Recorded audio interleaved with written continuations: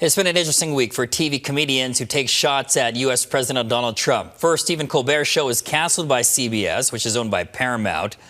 And then the White House seethed over Trump's portrayal in the South Park season premiere.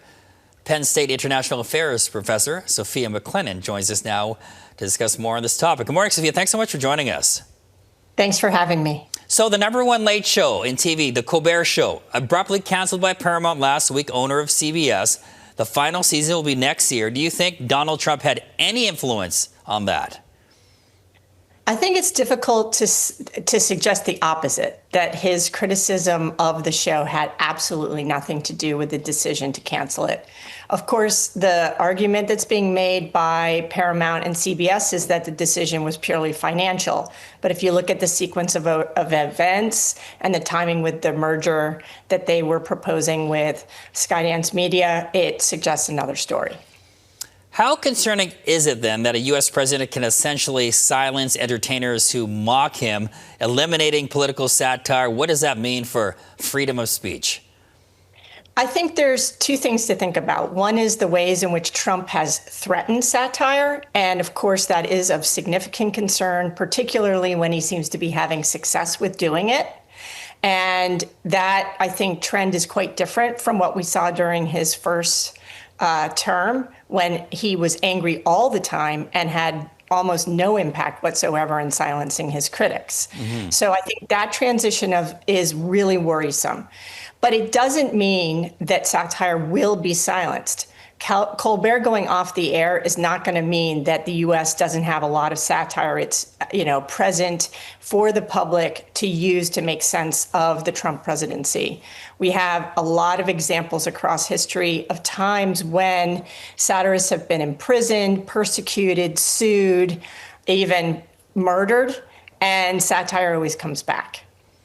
Former late-night host Jay Leno has been actually critical of Colbert, saying that perhaps he's too partisan and too anti-Trump, and that alienates half the audience. So what's your reaction to that comedians should be careful in what they say? I think that anytime you tell a comedian to be careful in what they say, the first thing they're going to do is not listen to you. We have example after example of just, the reality that comedians, one of the things they all have in common is that they like to take their freedom of expression very seriously. It's also important to remember that Colbert had a pretty good track record of making fun of politicians who were Democrats. He made fun of Nancy Pelosi, he made fun of Biden.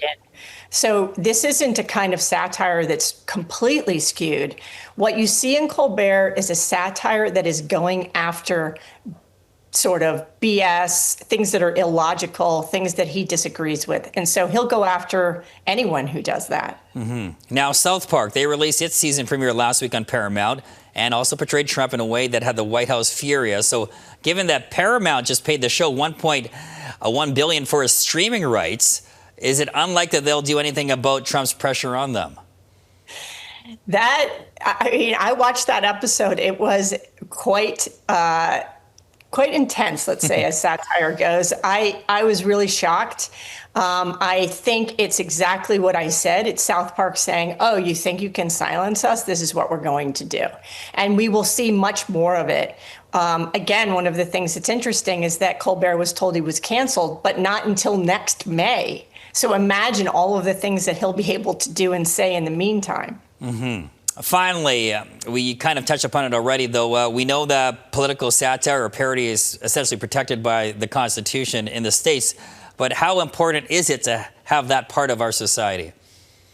So my research shows that political satire plays a really essential role in informing the public, particularly in moments when information is getting repressed or when you're having a big onslaught of misinformation. So all of the statistics on the efficacy of satire in helping strengthen democracy are positive. So it is essential. It shows up again, whether it's in print with something like The Onion, whether it's in podcasts, whether it's on, network television or streaming. Satire plays a really, really central role in keeping democracy strong. Sophia McClennon, thank you so much for your expertise on this subject. Thanks for having me.